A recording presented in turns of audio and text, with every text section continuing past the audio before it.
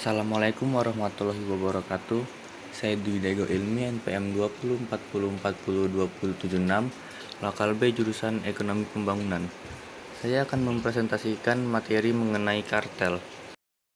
Kartel adalah suatu hubungan adanya kerjasama antara beberapa kelompok produsen atau perusahaan dalam hal melakukan produksi barang serta memasarkannya yang bertujuan menetapkan harga untuk membatasi suplai dan kompetisi. Jenis-jenis kartel. Yang pertama ada kartel penetapan harga. Jenis kartel yang cukup merugikan pasar adalah kartel penetapan harga. Dalam operasinya, kartel jenis ini membuat perjanjian harga yang berkaitan langsung dengan penetapan sejumlah harga barang dan jasa. Yang kedua ada kartel syarat. Kartel syarat adalah kartel yang erat hubungannya dengan penetapan suatu persyaratan tertentu dalam suatu kegiatan perdagangan maupun bisnis, seperti persyaratan penjualan, standar kualitas suatu barang, standar kemasan, dan juga standar pengiriman barang. Yang ketiga ada kartel pol. Kartel pol atau kartel pembagian keuntungan adalah jenis kartel yang ada pada kesepakatan tentang pembagian laba dan pendapatan. Dalam pelaksanaannya, setiap anggota kartel akan menghimpun laba kotor yang diperoleh dari kas bersama. Lalu laba bersih yang diperoleh akan dibagikan ke seluruh anggota kartel sesuai kesepakatan. Yang terakhir ada kartel rayon.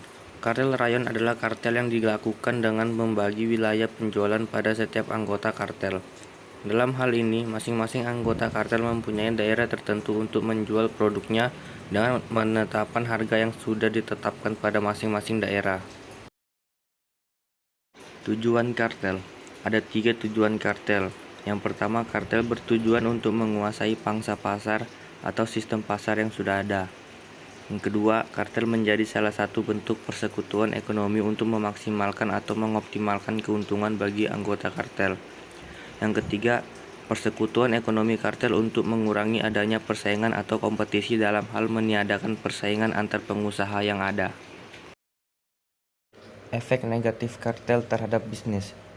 Yang pertama, setiap pengusaha akan mengalami masalah saat akan melakukan inovasi dan ekspansi usaha karena sudah terikat dengan adanya peraturan dan sanksi yang ada. Yang kedua, usaha penguasaan harga produk yang dilakukan oleh kartel akan memicu adanya inflasi yang bisa merugikan masyarakat.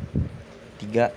Hasil laba yang diperoleh oleh tiap anggota kartel cenderung akan lebih besar dan berjangka panjang. 4. Kartel akan melahirkan tidak adanya persaingan pada setiap produsen, sehingga suasana dunia bisnis akan menjadi tidak kondusif. 5. Biasanya kartel akan melahirkan ketidakstabilan harga, sehingga akan mempengaruhi daya beli konsumen.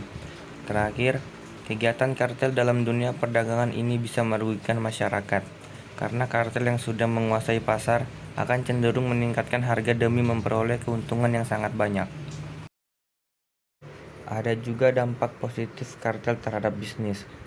Yang pertama, kegiatan kartel bisa membangun hubungan kerja antar tiap perusahaan dan para pekerja pun akan cenderung lebih kondusif, karena peningkatan upah akan lebih mudah untuk dilakukan.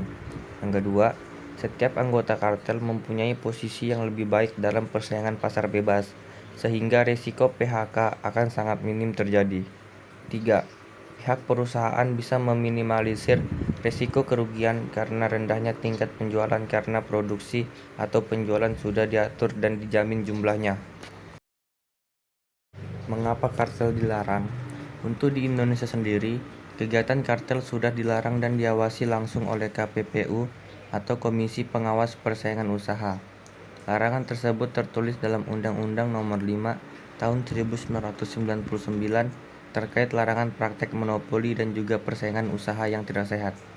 Tapi faktanya, praktik di lapangan membuktikan bahwa kartel masih terus ada hingga saat ini.